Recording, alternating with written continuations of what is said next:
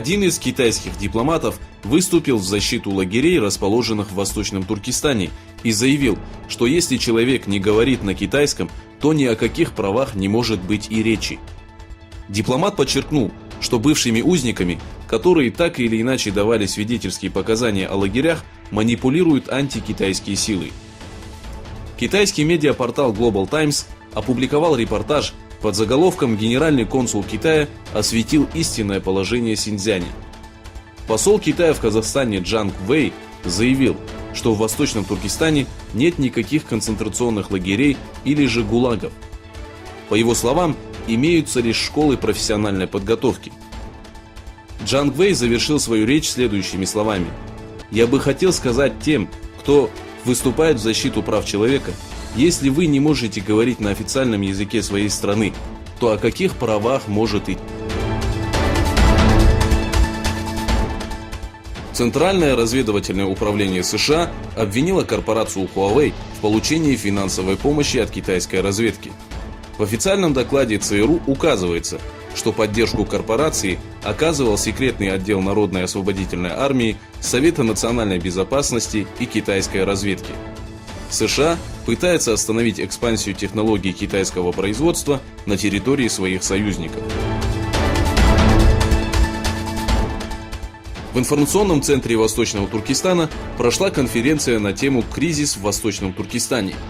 Прибывший в Дюйсбург по приглашению информационного центра преподаватель турецкого университета Хаджи Байрам Вели, профессор Абдулджалил Карлук, выступил с лекцией о культуре Восточного Туркестана и кризисе, коснувшемся его жителей.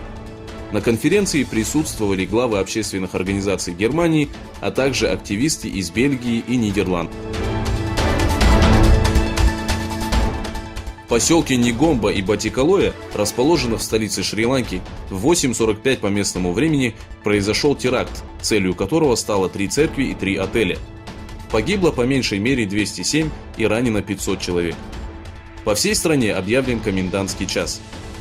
Глава Шри-Ланки заявил, что сообщения о теракте повергли его в шок и призвал к сохранению спокойствия. В свою очередь премьер-министр Ранил Викрам-Сингх осудил подлую акцию, жертвами которой стали мирные жители, и призвал народ к единству и взаимопониманию. На данный момент ведется расследование. Ответственность за теракт в Афганистане, целью которого стало Министерство сообщений и коммуникаций, взял на себя ИГИЛ. Один из 4 террористов подорвал себя у здания министерства, после чего туда ворвались еще 3, которые были обезврежены службой охраны. Погибло 4 граждан и 3 сотрудников безопасности. Известная как филиал ИГИЛ в Афганистане группировка «Хурасан», начиная с 2015 года, ведет активную деятельность в стране.